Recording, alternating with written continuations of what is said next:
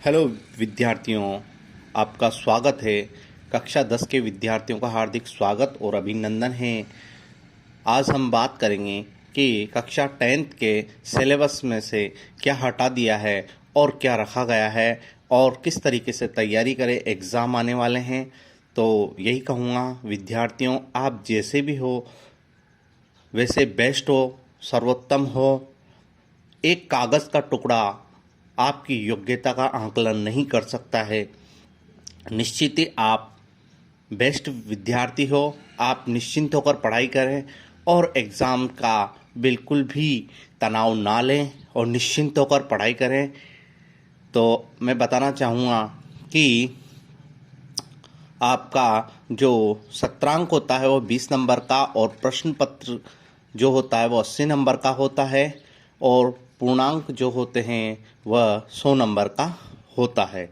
अब मैं यह बताऊंगा कि यूनिट फर्स्ट जो है उसमें कौन कौन से चैप्टर है।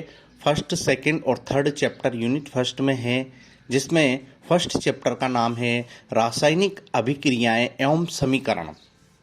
यह 8 मार्क्स का आएगा, 8 मार्क्स का आएगा। और दूसरा चैप्टर जो है, जो यूनिट फर्स्ट का है, वह है अम्ल, क्षार एवं लवण।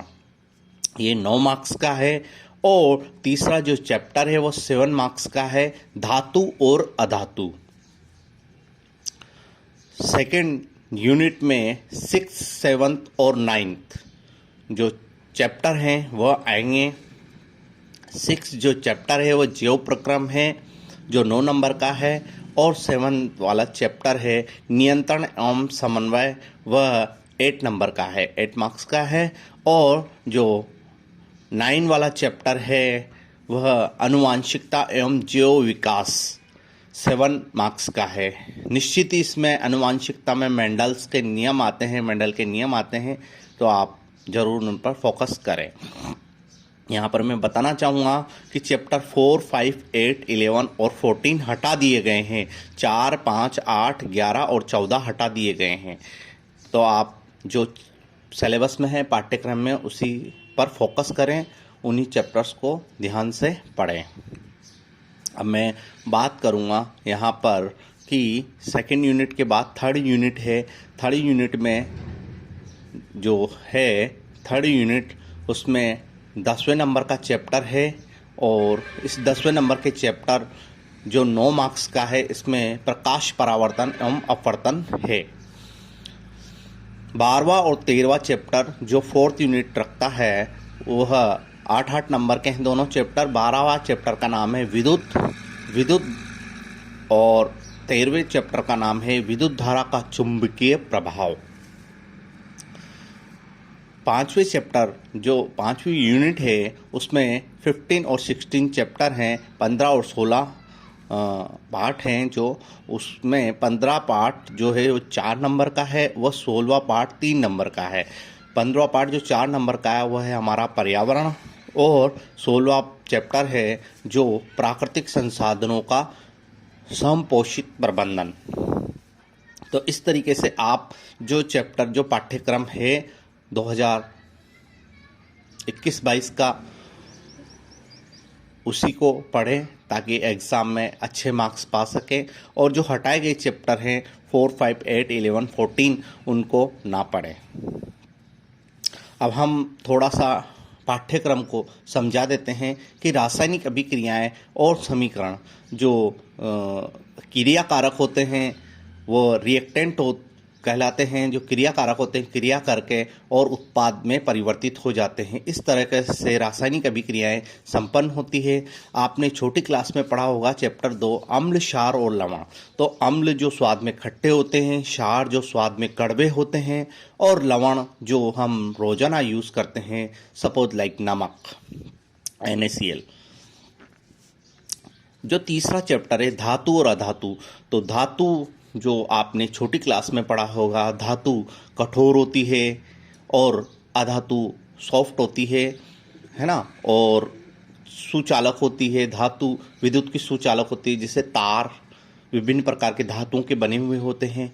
और अधातु जो कुचालक होती है।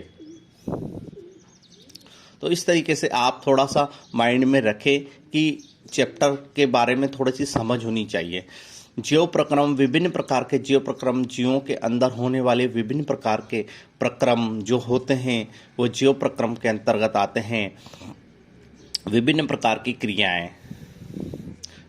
इसी तरीके से 7वां चैप्टर है नियंत्रण एवं समन्वय। इसमें विभिन्न प्रकार की ग्रंथियों के बारे में है और आनुवांशिक एवं आनुवांशिकता एवं जीव विकास में जीवों का विकास किस तरीके से हुआ है, और आनुवांशिकता में हम जीनी संरचना में के अध्ययन के बारे में पढ़ते हैं कि जीनी संरचना में किस तरीके से परिवर्तन होता है, म्यूटेशन क्या होता है।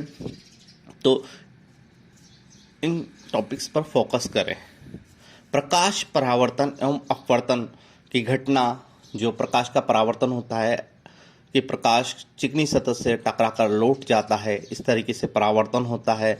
अपवर्तन क्या होता है, प्रकाश का एक सतह से दूसरी सतह में प्रवेश करता है। एक तो प्रकाश की किरण का अपने तल से विस्थापित हो जाना प्रकाश का अपवर्तन कहलाता है। इस तरीके से थोड़ा सा आपको पता होना चाहिए। विद्युत में फ्यूज क्यों लगाया जाता है, विद्युत में विभिन्न प्रकार के उपकरणों के बारे में तो थोड़ा सा पता होना चाहिए आपको। विद्युत वास्तव में करंट होता है।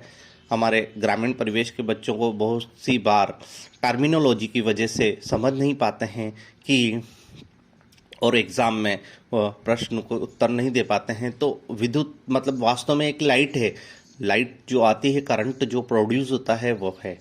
तो थोड़ा सा माइंड में रखें। 13 नंबर का है विद्युत धारा का चुंबकीय प्रभाव।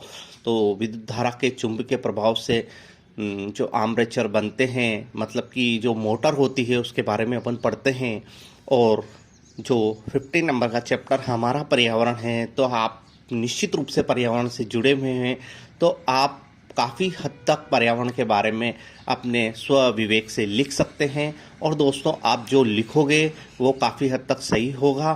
तो अपने आप को कॉन्फिडेंट रखिए, विश्वास रखिए कि आप जो पढ़ते हो, जो लिखते हो वो भी सही होता है। तो आप निश्चित रूप से अच्छा पेपर कर पाओगे। 16 नंबर का जो चैप्टर है प्राकृतिक संसाधनों का समपोषित प्रबंधन। निश्चित ही प्राकृतिक संसाधन, जैसे हमारी धरती पर जो विभिन्न प्रकार के संसाधन हैं, जैसे कोयला हुआ, पेट्रोल हुआ, डीजल हुआ, तो यह एक ना एक दिन ख़त्म हो जाएंगे।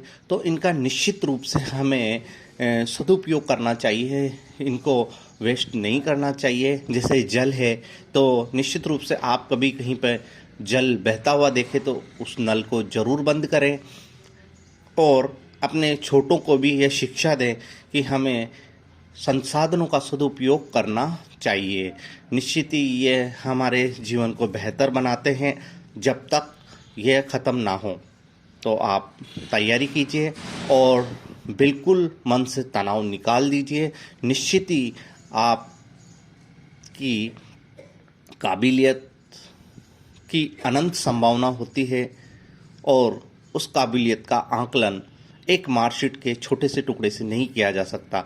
आप सर्वोत्तम हैं, आप सबसे बेस्ट स्टूडेंट हैं, अपने आप को माने। थैंक यू क्लास 10 के students, thank you very much.